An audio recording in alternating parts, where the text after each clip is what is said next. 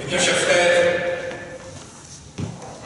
l'hymne à la charité est le symbole, le plus bel éloge de l'amour, de la charité, l'un des textes les plus beaux de notre foi chrétienne, s'applique à la passion. L'Église aujourd'hui a voulu nous faire méditer cette charité, cet hymne de la charité, cette patience, cette bonté, cette ouverture de la vie éternelle, en nous rappelant que le sommet de la charité, c'est la passion de Jésus. Et c'est un exercice que je vous invite à faire, c'est à lire les 4 évangiles, la passion dans les 4 évangiles, et à appliquer ce récit de saint Paul, de l'hymne à la charité, de l'Épître aux Corinthiens, de l'appliquer à la passion de Jésus, et de voir en quoi Jésus est patient, en quoi Jésus supporte tout, croit tout, espère tout, dans cette passion, et de voir comment il est l'accomplissement parfait de cette charité, dans cet acte d'amour, le plus grand qui existait sur terre. Oui, la passion de Jésus est le sommet de la charité. Et cette charité de la passion, nous la vivons en nous, particulièrement par la messe. Alors ce sommet de charité, parce que Jésus est l'accomplissement total de cette charité. Il est d'abord l'amour infini. C'est quand vous aurez élevé le Fils de l'homme que vous comprendrez que je suis. Quand vous l'aurez élevé, et l'évangéliste précise bien qu'il s'agissait de sa mort dont il parlait, pas de l'élévation dans la gloire. Ça veut donc dire quand vous m'aurez crucifié, vous comprendrez alors qui je suis vraiment et qui est Dieu. Si ce n'est l'amour infini, le mystère de la Trinité tel que, eh bien, toute l'Église nous le rappelle, tout l'enseignement du magistère, tous les conciles nous rappellent que l'essence même de Dieu, c'est l'amour infini. Un amour infini. Et que la distinction des 3 personnes dans le mystère de Dieu, cette distinction des 3 personnes, c'est la charité. C'est l'amour qui distingue et constitue éternellement les personnes. Voilà le mystère de notre foi chrétienne. Rien de plus grand que le mystère de l'amour trinitaire. Mais cet amour s'est révélé dans ce mystère de l'incarnation et s'est révélé pour nous de manière infinie dans la passion. C'est-à-dire que c'est vraiment en assumant ce corps humain, cet esprit humain, et en vivant cet acte d'amour qui va aller jusqu'à l'anéantissement total. Il s'est fait malédiction, nous dit saint Paul pour nous. Il est celui qui a vécu cette génose, cet anéantissement. Il n'a pas retenu le rang qu'il est gagné à Dieu, mais il s'est anéanti pour nous.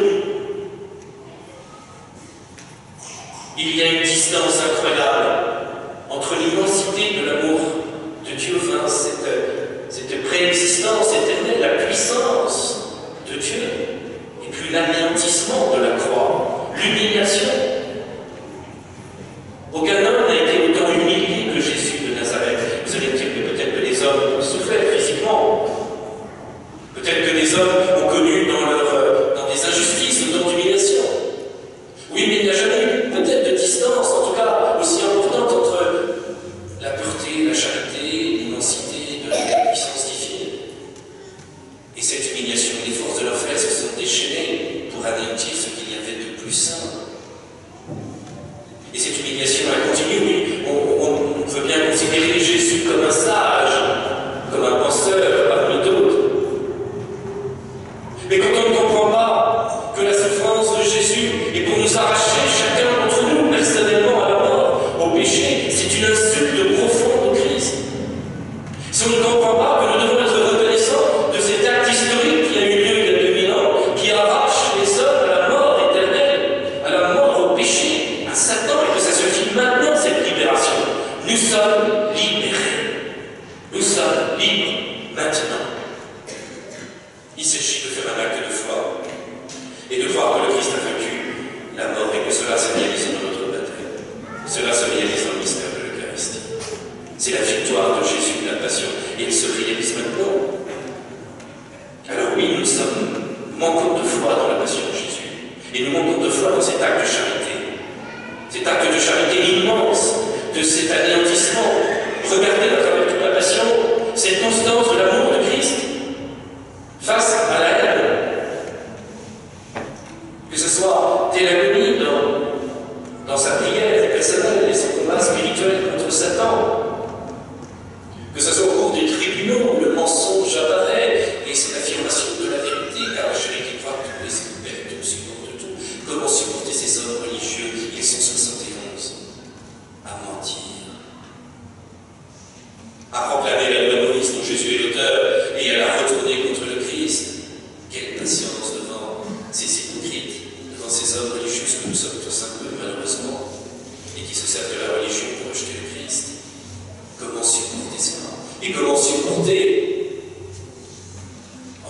chante la phrase ultime du grand prêtre, et alors dis-le-nous, et tu, le Fils du Dieu, béni soit-il. Et c'était la seule question qui importait. Et Jésus sait bien qu'en affirmant la vérité, il cite son arrêt de mort. Vous voulez entendre de moi que je suis le Fils de Dieu? Eh bien moi je le dis, je le suis. Et vous verrez le Fils de l'homme venir sur les nuées du ciel. Il se proclame second Fils de Dieu, le Messie, l'accomplissement des prophéties d'Israël, de toute l'attente d'Israël en étant le Fils de l'homme. Il se proclame la gloire de Dieu, et il dit en disant, en affirmant cela, je signe mon arrêt de mort. La vérité n'a pas peur du candidaton, du jugement des hommes, de la bienséance, de la bien-pensance, oh non. La vérité, quand elle est attachée au mystère du salut, se fiche de ce que penseront les autorités politiques, bourgeoises, bien-pensants. Oh, ils se ficheront de cela, de l'avenir de la carrière. La vérité, quand elle est attachée à la charité, considère que l'amour est le plus important, et que la vérité, l'attachement à la révélation même du Christ est le plus important, et que quels que soient les tribunaux, quelles que soient les idées bien pensantes, eh bien, l'amour triomphe. Et c'est ce que nous a montré le Fils du Dieu Sauveur. Jusque sur la croix, cette charité se manifeste à travers tout le chemin de croix et la mort de Jésus. Et quand on a des doutes parfois sur l'amour de Dieu, sur le plan de Dieu, sur la providence, où on est là en se disant, en regardant sa propre histoire, mais est-ce que le Seigneur m'aime vraiment, moi qui connais l'échec, moi qui connais le péché, moi qui n'arrive pas à progresser dans la sainteté? Alors regardons la passion de Jésus et nos doutes vont disparaître. Regardons l'immensité de l'amour du Christ dans chaque acte de la passion. Et devant notre faiblesse, nos doutes, nos interrogations, de savoir que c'est le Dieu Tout-Puissant, créateur du ciel et de la terre, de tout l'univers, qui est humilié comme un homme n'a jamais été humilié, et qui le vit pour être présent chacun de nous, et de nous être unis, pour nous être unis éternellement. Alors, les doutes vont s'aplanir pour que nous laissions la place à ce mystère du salut. La passion de Jésus révèle ce désir d'union. Mon Père, pardonnez-leur parce qu'ils ne savent pas ce qu'ils font. Il console, femme de Jérusalem, pleurez plutôt sur vous et sur vos enfants. Jésus est dans l'angoisse de ce qui va se passer 40 ans plus tard, lors de la destruction de Jérusalem. Mon Père, je remets ma vie entre tes mains, j'ai soif. Il a la soif de toutes ses âmes. Aujourd'hui, tout sera au paradis. Avec moi, dit-il au Moulin. Les phrases de Jésus au cours de la Passion sont des phrases de charité infinie, de salut, de désir d'union avec l'humanité pour l'éternité. L'amour a été vécu dans ce paroxysme de souffrance, de torture, de violence et de haine. La réponse était un amour infini. Plus la haine était présente, plus l'amour était infini. C'est la rencontre des deux abîmes, de l'abîme de la haine face à cet abîme de charité. L'Église le dit aujourd'hui, la charité décrite par saint Paul a été accomplie dans la passion de Jésus. Eh bien, nous pouvons le vivre intérieurement. Les fruits de cette passion, nous l'avons par la grâce sacramentelle.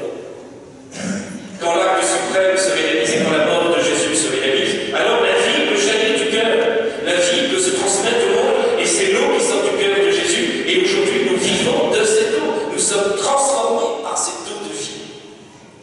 Mais cette eau de vie, c'est notre baptême, c'est l'Eucharistie. C'est la présence de Dieu dans chacun d'entre nous. C'est la divinisation de l'homme. Je n'ai pas peur des mots. La divinisation, vous m'avez bien entendu, de l'homme. C'est ce à quoi nous destine Jésus. C'est ce que le saint Paul nous dit. Car nous devenons des temples vivants. Nous sommes appelés à être transformés pour le voir tel qu'il est. C'est saint Paul aujourd'hui. Pour l'instant, nous sommes comme des enfants ayant réagi en enfant. Un enfant ne peut pas réaliser tout ce que va être la vie adulte. C'est dans ce sens-là, il ne va pas réaliser ce que va être toute la complexité de la vie adulte.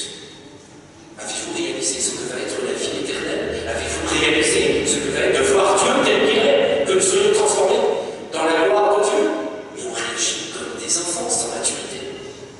Alors saint Paul nous invite ce matin à avoir un esprit d'adulte, dans le bon sens du terme,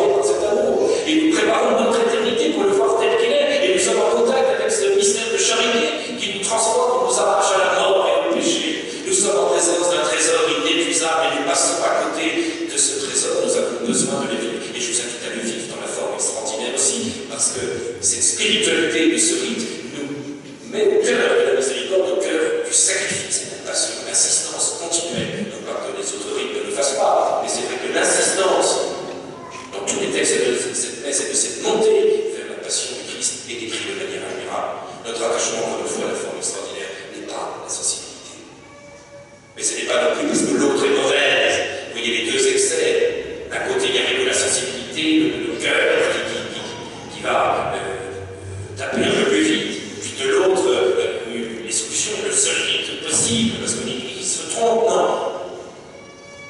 Nous sommes attachés parce que c'est la spiritualité de la croix, parce que c'est la spiritualité de la doctrine, véritablement de l'insistance sur ce qu'est la messe, telle qu'elle est décrite au Concile de Trente et au Concile Vatican II, c'est-à-dire l'actualisation du sacrifice de la croix, et nous avons besoin d'en vivre. Et le rite dans la forme extraordinaire, ce rite romain en forme extraordinaire, est bien décrit de manière particulière. La spiritualité de la croix dont nous avons besoin et nous fera rentrer par la prière de l'Église encore plus dans cet attachement à la croix, car la messe est d'abord soin, et ça c'est aussi et le pape Jean Paul II qui nous rappelle que la messe c'est la croix, pas d'abord le repas, mais d'abord la croix et l'actualisation de ce sacrifice. Revenons à la doctrine catholique révélée